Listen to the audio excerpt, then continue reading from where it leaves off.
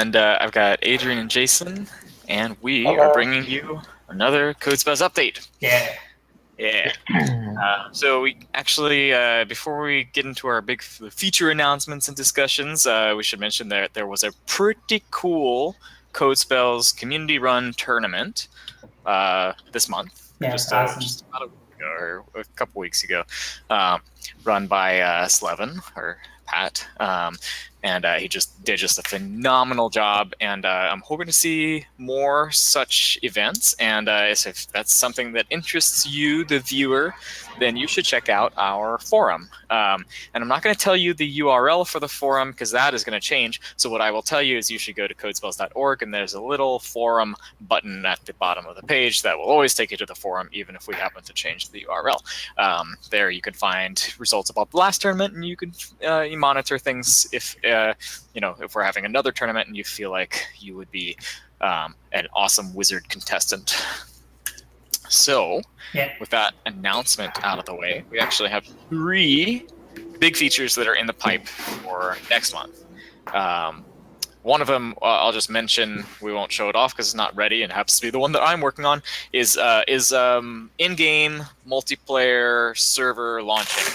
So right now in multiplayer, you have to forward your ports, and then you have to give someone your IP address, and then they can join your computer. And a lot of people can't do that for a variety of reasons, or it's error-prone, or doesn't work. And so what we're going to let you do is, from inside of CodeSpells, spin up a CodeSpells server that you can then connect to or have your friends connect to. It would be super slick, super easy, and honestly much more secure. You won't have to open up anything on your home network.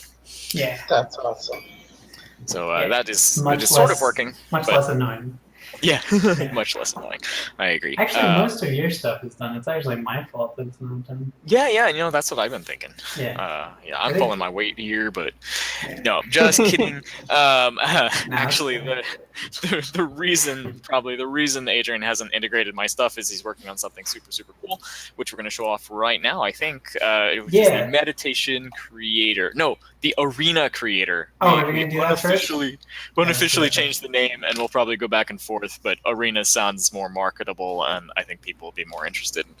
People who've never played CodeSpells before will be more interested in a game with some arenas in it than meditations, which they don't quite understand what that is. So. Yeah, meditations are too chill. Yeah. They're very chill. Just too chill. This is going to be a little bit of a disaster because I was trying to add features like 2 minutes ago, which I highly recommend to any aspiring programmers. Always mess with stuff. Yeah, right up but until the last to 30 seconds before. Yeah. Just really go for it. This is all final text, obviously. I'm glad I did not put any inappropriate language in there. Actually. You should definitely add more exclamation points. Yeah. That would be inappropriate. So this actually just loaded a meditation, and the way that meditation... arenas, sorry. Uh-oh. Oh, this is going well. So we have a scene. This is the scene that we use for Boulder Ball. Stone Strike Arena. I don't know. We keep changing the names and stuff. For the wizard sock. So it's pretty cool. You can grab objects, you can move them, and if I do that, it'll break it, which is not what I should have started with. But I could have talked about that. This may crash. Well, while that's loading, just the basic idea here is that we've built a couple of arenas for people, but we want these the tools that we use to be polished enough that other people can use them. So anybody could build arenas, and so while Unity restarts there, I'll just mention that Jason built the like the base arena for Stone Strike or Wizard Soccer, but there are a lot of games you could imagine playing there, and I think that the creativity of the community will show through when people take some of those pre-built base arenas and use some assets that Jason has created to create entirely new spaces for entirely new forms of gameplay. Yeah, and you'll be able to program, so there'll be a level script for it as well, which I have the back end stuff for, but I haven't built the actual connection to that on the UI side, but you'll be able to write a program that, based on all the assets that you've placed, will be able to program them to do crazy things, so you can really make anything you want with those assets that we give you. So you're kind of programming the rules. Yeah, so you can make, Yeah.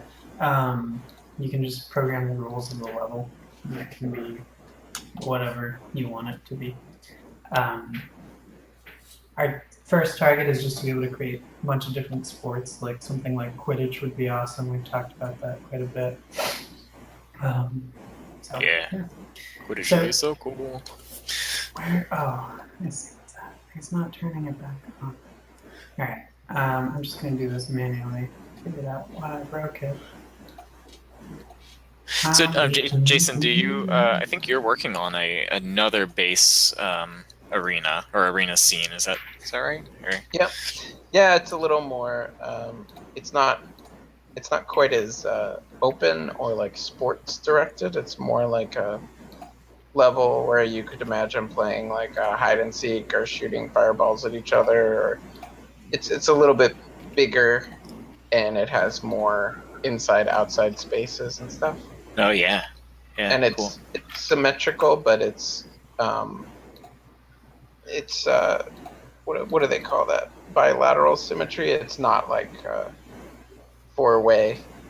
It's like it has different sides to it. It has like a bridge and all these other things. It's not perfectly symmetrical, which is really cool.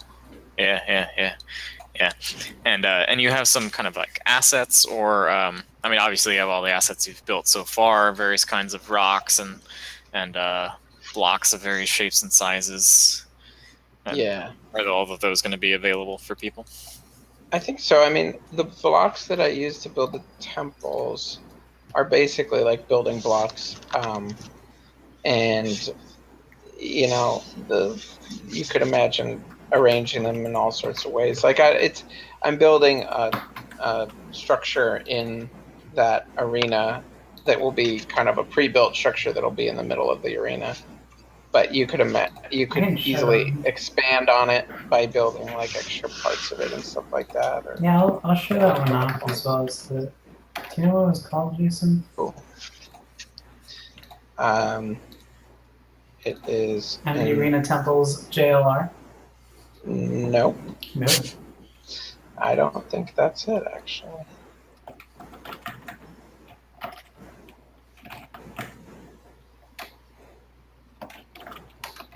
Are you sure? No, it's not this one. No, I have to open Unity and take a look. And is that right? We don't have to do that. Wait, is that it? No, that's not it. No, I mean you said it. Yeah, no, I said I'm not this one.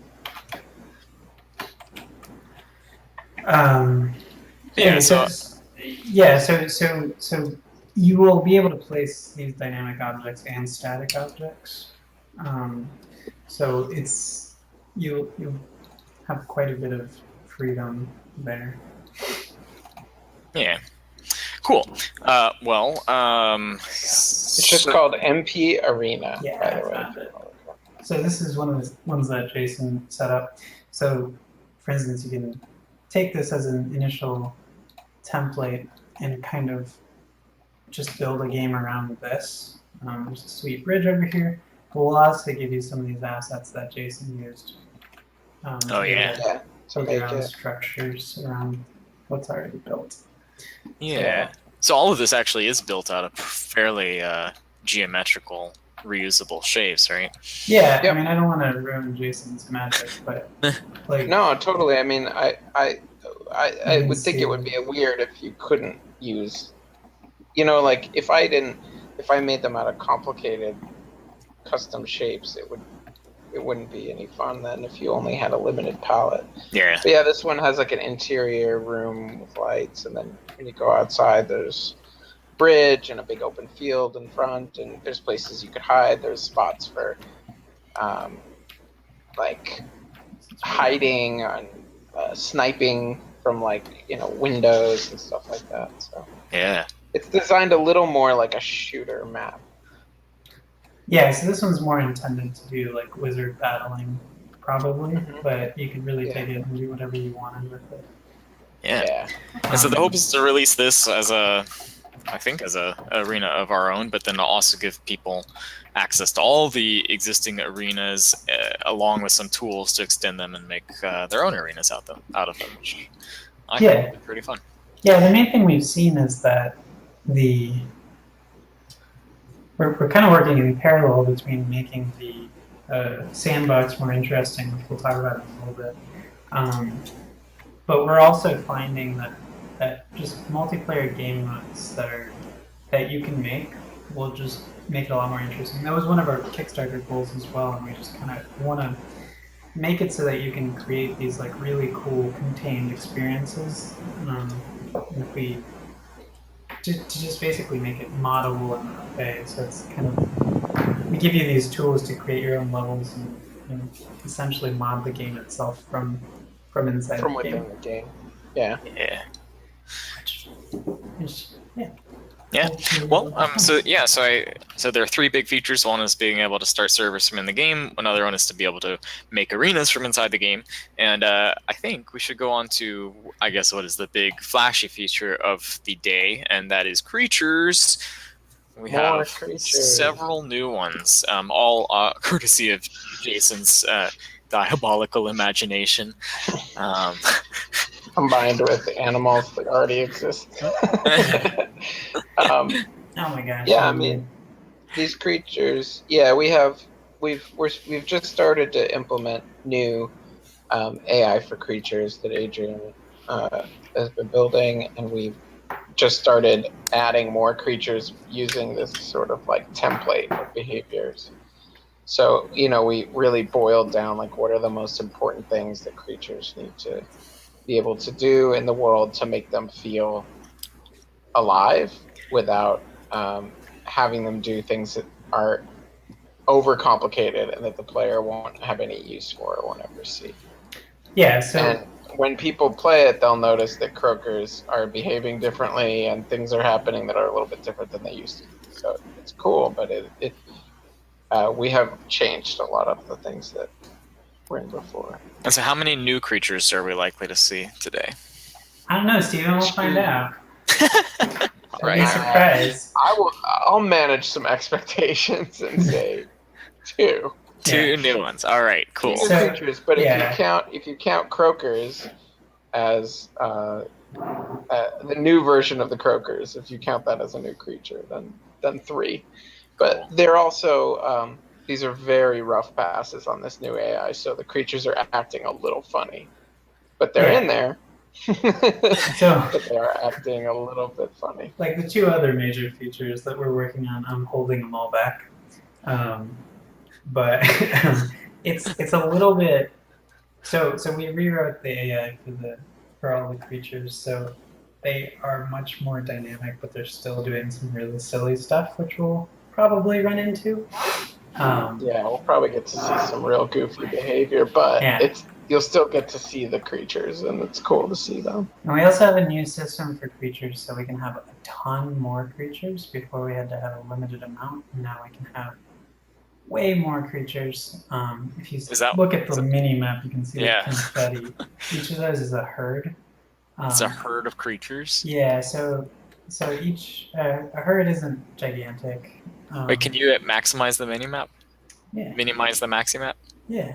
So this is not final art for the creatures, but I don't even know if we'll show it on the map. But the red ones are wigwigs. Wigwigs. It's a wigwig. Mm-hmm. The yellow ones are unnamed gigantic rhino things, and then the red ones are croakers. Oh man, so that's awesome. If we start exploring... Green ones are croakers. Right, sorry. Green ones are croakers. My brain just went to... immediately went to croakers are red. Yeah. Yeah.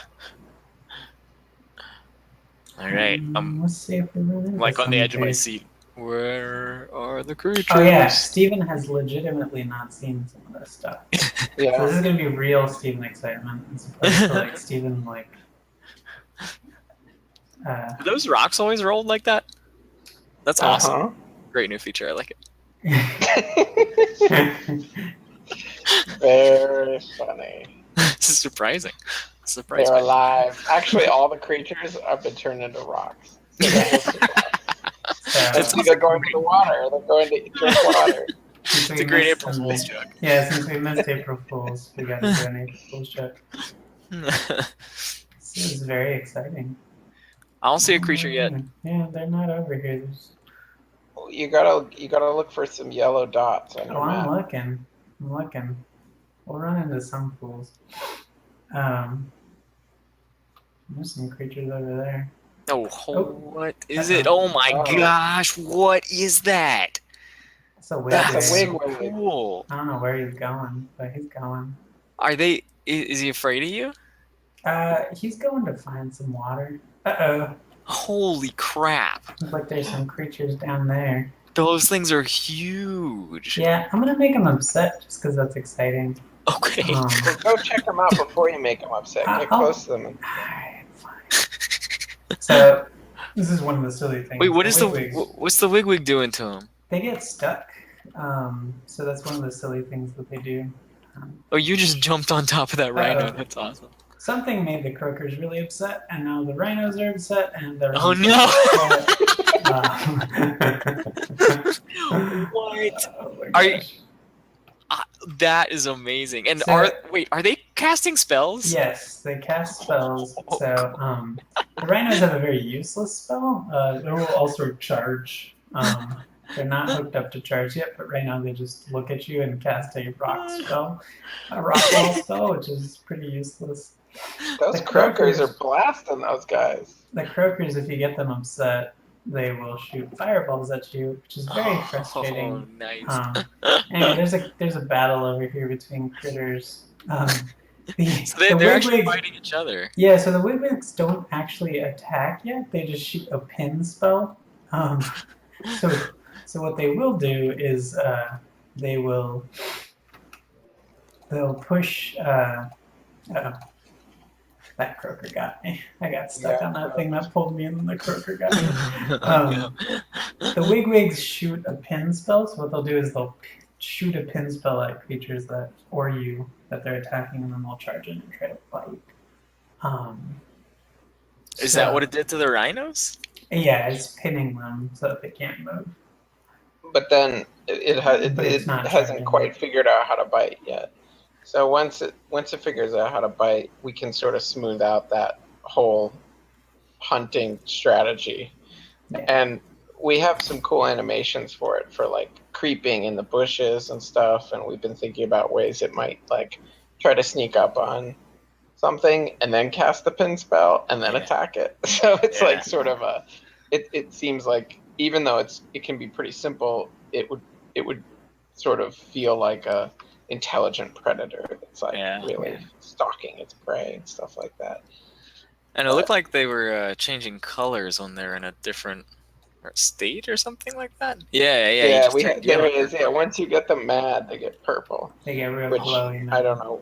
We might change that color, but I'm not sure. Actually, it is a good color though. Does he know? Yeah, if he was actually charging. So they'll do something similar to this, only that they'll actually like run at you after they've done it. Yeah. Once you're pinned sufficiently, they'll come to eat you. So they are pretty scary, and they,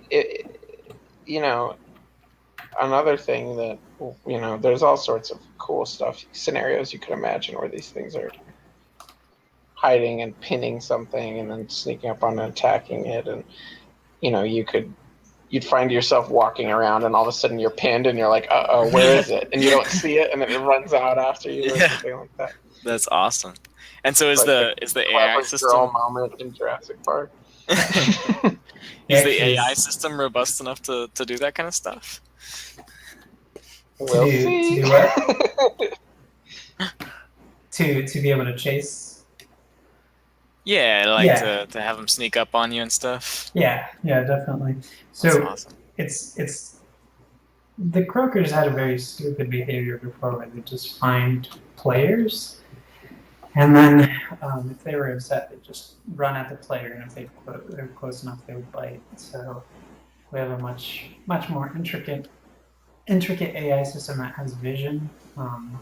So croakers can get upset at other creatures, and they can see other threats apart from just players. They can also get distracted.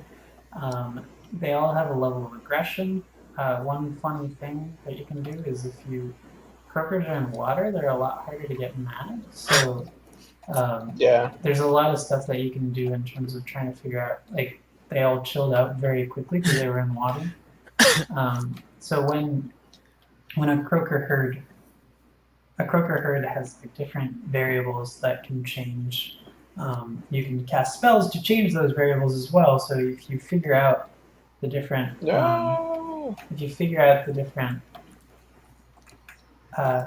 just gonna die. No, I'm not. I did.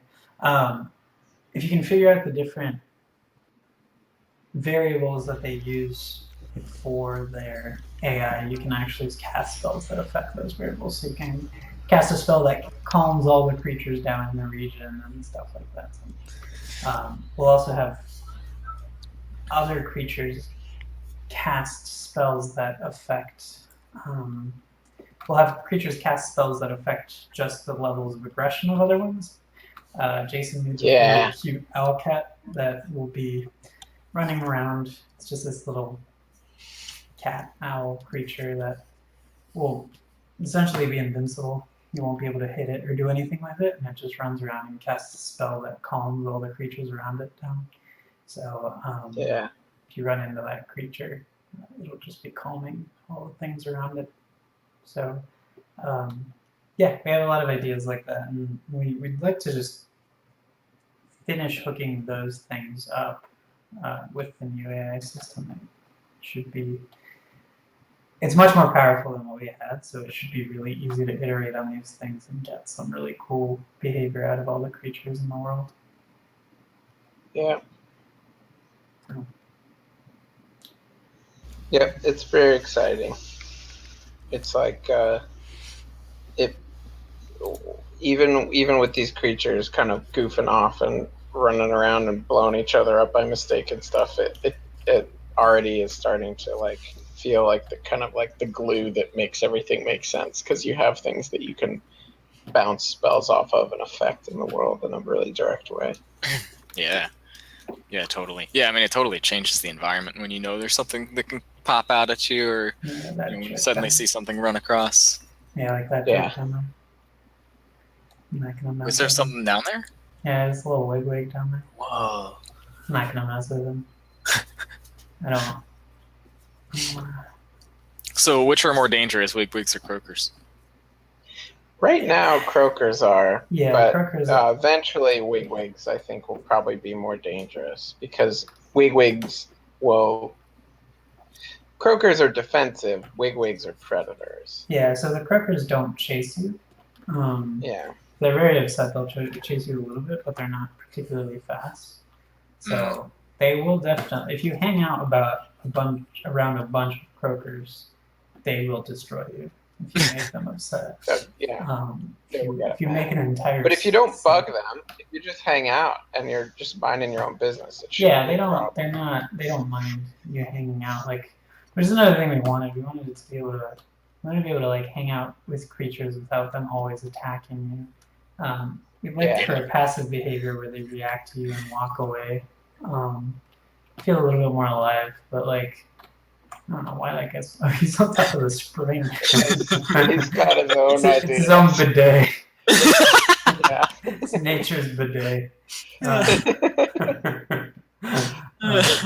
So there's obviously quite a bit of bugs in their behavior right there, but it's already a lot more interesting just to walk around the world and see this stuff happening. So we're excited about all that stuff.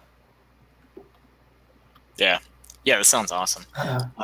We'll put something on the forum as a solicitation for naming some of these creatures. The rhino doesn't have a name, right? The wigwig was named by the community. Yeah. Nice. And the the rhino will definitely need a cool name because we can't call it a rhino. We're trying to also loosely associate creatures with elements too. Yeah. So we're not 100% like committing it to it. So it's like, oh yeah, but like croakers shoot fire and they hang out by water, almost like to cool themselves off because they're fire creatures. And we kind of want the rhinos to feel like earth creatures, and we want to make them interact more with like rocks in the ground and gravity spells and stuff like that. So Yeah. we'll see.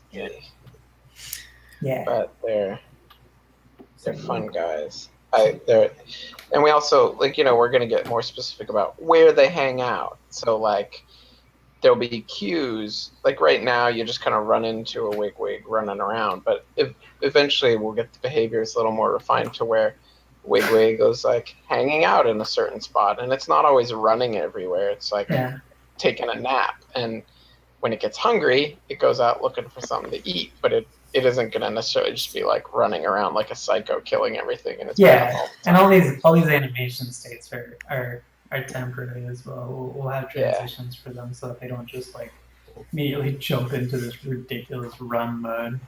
Wow, this is crazy.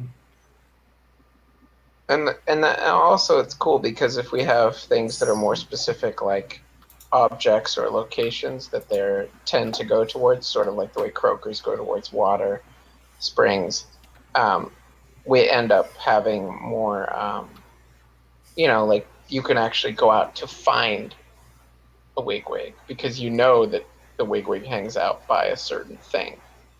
Yeah. So you're like, oh, I want to find one, and you kind of know how to go and do it. Yeah. Oh, that Earth Temple looks pretty cool in the morning. Are you looking at the other stream? I was looking at Yeah, I was like, I see you teleported. There's another wigwig. Anyway, there's a lot of stuff that's like we're kind of doing like a big final push for all the main features, and there's a lot of stuff that's kind of in flux. So all of the stuff that we have going on is a little bit of an in-between state, but we have a lot of really big pieces that are coming together, and we're really excited for them to finish up and connect in this way. And we have, at this point, we have all the tools that we think we need to like finish up the game, which is very exciting. Yep, and then and by finish, that just means no major changes, but by stabilizing that, we get to put out a lot of cool content. Absolutely. Like I mean, just finishing the first version of the game that we say this is a real game that we feel very confidently can work on its own. Yeah, totally. Cool. Well, that should wrap it up for today. Yeah, so that's the big announcement. Three new features. We're gonna have a more seamless way to get into multiplayer games. We're gonna have some cool arena building tools for you, and these creatures and a couple more actually will be coming out pretty soon. And then of course the behavior for these creatures will change based, compared to the video from today, but only in ways that make them cooler and more exciting. Yeah, and for the people that already own the game, these features will be out in the next week or two. Or at least a more complete version of what we showed will be out in the next week or two. Yeah, cool. All right, well, thank you everyone who joined us today, as always, and thank you to everyone who joins us on YouTube after we close the stream. Thank you. We can't be doing it without the community, so we really appreciate it. Thanks, everybody. Thanks, everybody. Oh my gosh. All right. Thanks, everyone. Bye. Bye.